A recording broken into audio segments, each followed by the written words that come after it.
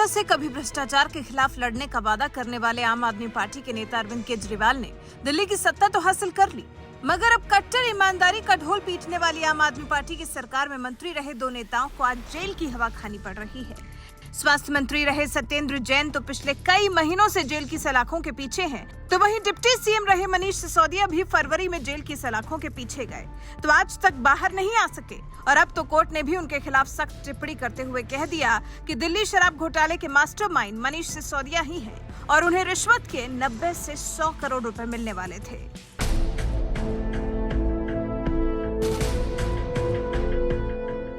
उन्होंने इनको पकड़ के जेल में डाल दिया। बताओ, मेरे को बड़ी तकलीफ हुई। अब मनीष सिसोदिया के लिए नहीं, मनीष सिसोदिया तो भगत सिंह है, जान ले लो उसकी फांसी पे चढ़ा दो, खुशी खुशी देश के लिए फांसी पे चढ़ जाएगा।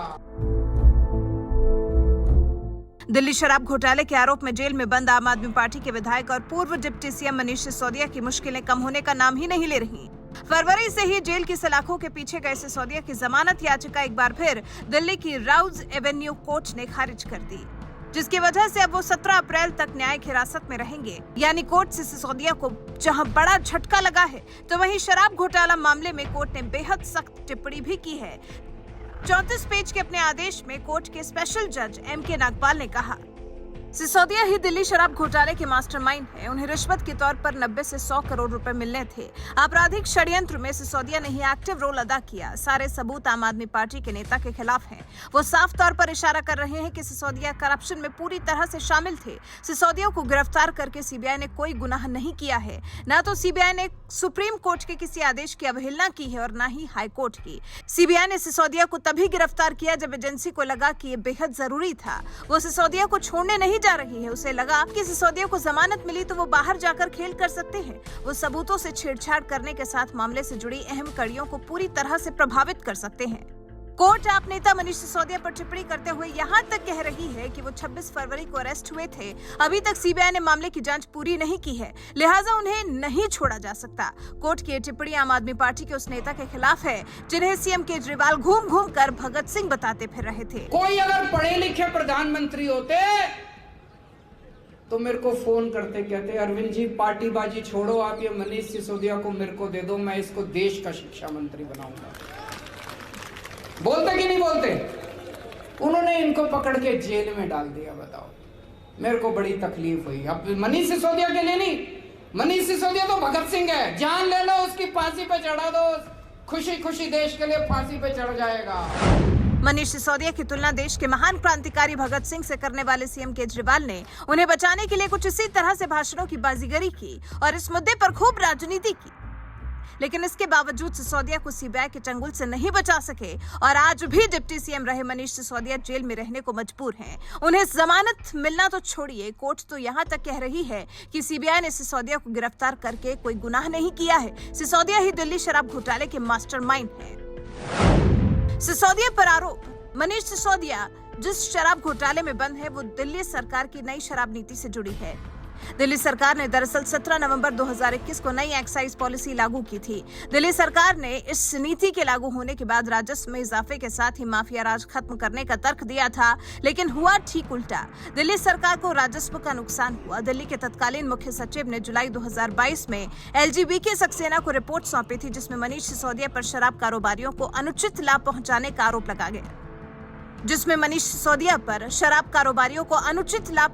का आरोप लगाया गया था। एलजी ने इस मामले की जांच सीबीआई से कराने की सिफारिश की, जिसके बाद 17 अगस्त 2022 को केस दर्ज कर सीबीआई ने जांच शुरू की थी। करीब 6 महीने की जांच के बाद सीबीआई ने मनीष सिसोदिया को फरवरी महीने में गिरफ्तार कर लिया था। तभी से सिसोदिया जेल के पीछे है। लेकिन इसके बावजूद जिस तरह केजरीवाल ने सिसोदिया को भगत सिंह बताया है, उस पर आपका क्या कुछ कहना है? अपनी राय हमें कमेंट कर जरूर बताएं। साथ ही सीबीआई को लेकर पीएम मोदी ने कुछ ही दिनों पहले क्या कुछ कहा था, आइए आपको सुनाते हैं। सीबीआई ने मल्टी डायमेंशनल और मल्टी डिसिप्लिनरी जांच एजेंसी के तौर पर अपनी पहचान बनाई है। आज सीबीआई का दायरा काफी बड़ा हो चुका है। बैंक फ्रॉड से लेकर वाइल्ड लाइफ से जुड़े अपराधों, यानी यहां से यहां तक, महानगर से लेकर के जंगल तक अब सीबीआई को दौड़ना पड़ रहा है। ऑर्गेनाइज क्राइम से लेकर साइबर क्राइम तक के मामले सीबीआई देख रही है, लेकिन मुख्य रूप से सीबीआई की जिम्मेदारी भ्रष्टाचार से देश को मुक्त करने की है। भ्रष्टाचार कोई सामान्य अपराध नहीं होता। भ्रष्टाचार गरीब से उसका हक छीनता है। भ्रष्टाचार अनेक अपराधों का सिलसिला शुरू करता है, अपराधों को जन्म देता है।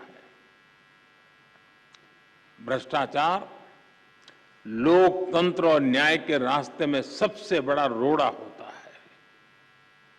विशेष रूप से जब सरकारी तंत्र में भ्रष्टाचार हावी रहता है तो वो लोकतंत्र को फलने फूलने नहीं देता। जहां भ्रष्टाचार होता है वहां सबसे पहले युवाओं के सपने बलि चढ़ जाते हैं, युवाओं को उचित अवसर नहीं मिलते। वहां सिर्फ एक विशेष इकोसिस्टम ही फलता फूलता है। भ्रष्टाचार प्रतिभा का सबसे बड़ा दुश्मन होता है और यहीं से भाई भतीजावाद, परिवारवाद पनपता रहता है और अपना शिकंजा मजबूत करता रहता है। जब भाई भतीजावाद और परिवारवाद बढ़ता है तो समाज का, राष्ट्र का सामर्थ्य कम होता जाता है और जब राष्ट्र का सामर्थ्य कम होता है तो विकास अवश्य प्रभावित हो जाता है।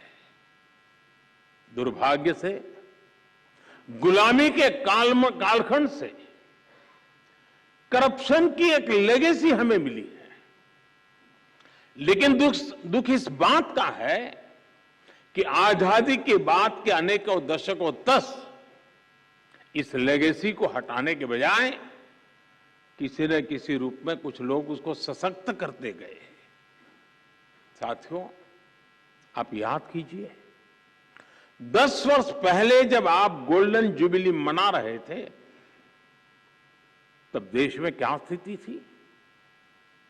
तब की सरकार के हर फैसले, हर प्रोजेक्ट सवालों के घेरे में थे। करप्शन के हर केस में पहले के केस से बड़ा होने की होड़ लगी हुई थी। तूने इतना किया तो मैं इतना करके दिखाऊंगा। आज देश में इकोनॉमी की साइज के लिए लाख करोड़ यानी ट्रिलियन डॉलर की चर्चा होती है, लेकिन तब घोटालों की साइज के लिए लाख करोड़ की टर्म मशहूर हुई थी। इतने बड़े बड़े घोटाले हुए, लेकिन आरोपी निश्चिंत थे। उन्हें पता था कि तब का सिस्टम उनके साथ खड़ा है। और इसका असर क्या हुआ? देश का व्यवस्था पर भरोसा टूट रहा था। पूरे देश में करप्शन के खिलाफ आक्रोश लगातार बढ़ रहा था। इससे पूरा तंत्र छिन्न भिन्न होने लगा।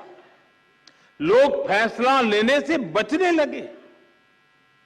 पॉलिसी पैरालिसिस का माहौल बन गया। इसने देश का विकास ठप कर दिया। देश में आने से निवेशक डरने लगे। करप्शन के उस कालखंड ने भारत का बहुत ज्यादा नुकसान किया।